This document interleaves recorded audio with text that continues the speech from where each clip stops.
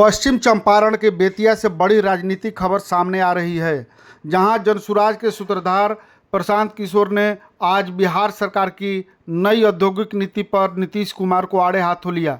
साथ ही पटना में मंत्री की गाड़ी पर हुए पथराव और मंत्रियों के आपसी विवाद पर भी तीखा हमला बोला।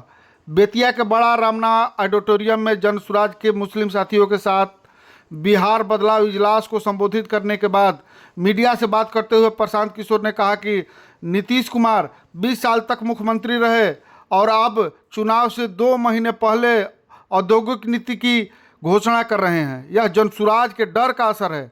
पटना में मंत्री मंगल पांडे की गाड़ी पर हुए पथराव पर पीके ने साफ तौर से कहा कि नीतीश सरकार ने पिछले 3 साल में पटना की सड़कों पर हर वर्ग के लोगों पर लाठियां चलवाई है। अब जनता की बारी है, आगे लोग इन्हें गांव-गांव में दौड़ाएंगे। कैबिनेट मीटिंग में अशोक चौधरी और विजय चौधरी के विवाद पर तंज कसते हुए पीके ने कहा कि इनके बीच केवल लूट की लड़ाई है। उन्होंने सवाल उठाया कि अशोक चौधरी अपनी सांसद बेटी के साथ हेलीकॉप्टर से प्रचार कर रहे हैं, तो उसका खर्च कहां से आ रहा है। 20 साल से मुख्यमंत्री हैं, अब चुनाव से 2 महीने पहले औद्योगिक नीति की याद आई है। ये जनसुराज का डर है। बिहार बदलाव इजलास में पीके ने भाजपा और राष्ट्रीय राजनीति पर भी बड़ा तंज कसा। उन्होंने कहा कि देश के 50% से ज़्यादा हिंदू भाजपा के खिलाफ है। अगर उनमें से 20% भी मुस्लिम समाज के साथ खड़े हो जाए तो भाजपा को हराना आसान हो जाएगा।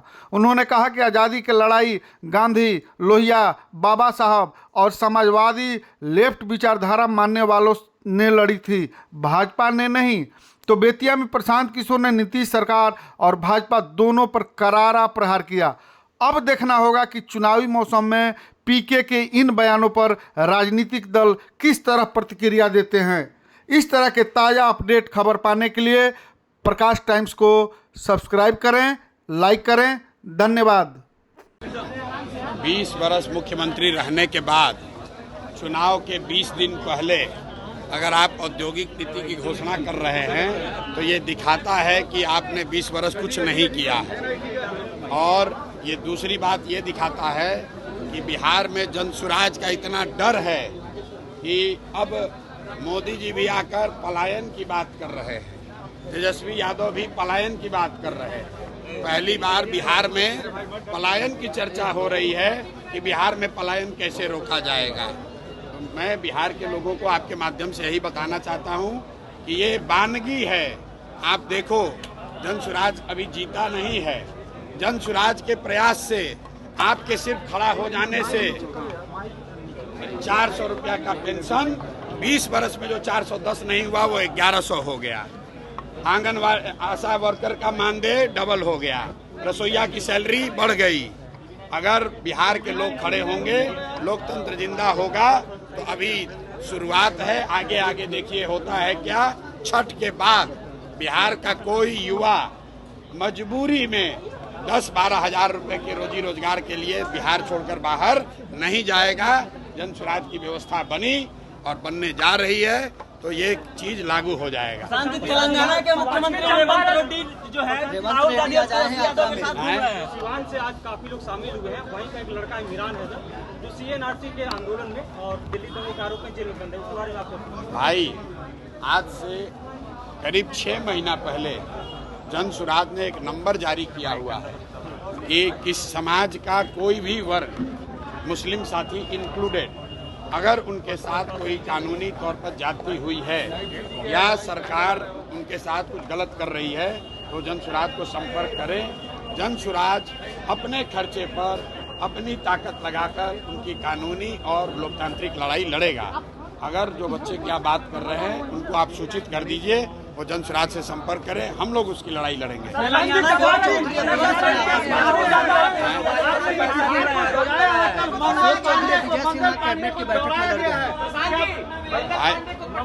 देखिए, ऐसा है, लोगों ने मान ली है क्या? देखिए, मैंने आपको पहले कहा है कि पिछले 3 वर्षों में पटना की सड़कों पर बिहार के लोग पीटे गए हैं।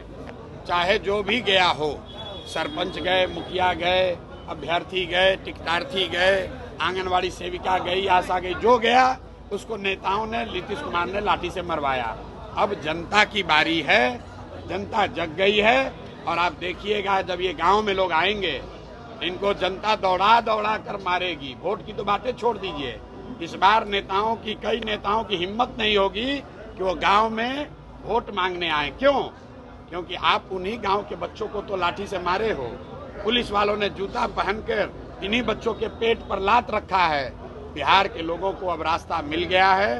राजद के डर से नीतीश भाजपा और मोदी के डर से लालू का लालटेन जलाने की मजबूरी खत्म हो गई। अब एक नई व्यवस्था बन रही है, जनसुराज की व्यवस्था, जिसमें बिहार के बच्चों के लिए रोजगार है, जिसमें बिहार के बच्चों के लिए शिक्षा है और जिसमें सबसे बढ़कर इस बात की गारंटी है कि बिहार से पलायन साल भर के अंदर बंद। अशोक चौधरी विजय सिन्हा कैबिनेट के बैठक में आपस में लड़ गए हैं। भाई ये लोग, इनका कोई आपस में इनका आचार विचार पूरा सिर्फ लूट का झगड़ा है कि कौन कितना ज्यादा लूट सकता है। आप बताइए, अशोक चौधरी जैसा सर्वदलीय नेता जनता के पैसे से हेलीकॉप्टर से घूमकर अपने बेटी को साथ में लेकर अपना चुनावी प्रचार कर रहे हैं। कोई नहीं पूछ रहा है कि हेलीकॉप्टर का पैसा कौन दे रहा है। जरा अशोक चौधरी से पूछिए कि सरकारी योजना का शिलान्यास उद्घाटन जो पहले से मुख्यमंत्री कर दिए, उसी का फिर से उद्घाटन करने हेलीकॉप्टर से जा रहे हैं। ये नेताओं का कोई वजूद नहीं है, जनता समझ चुकी है, इनका रास्ता खत्म। पश्चिमी चंपारण में 2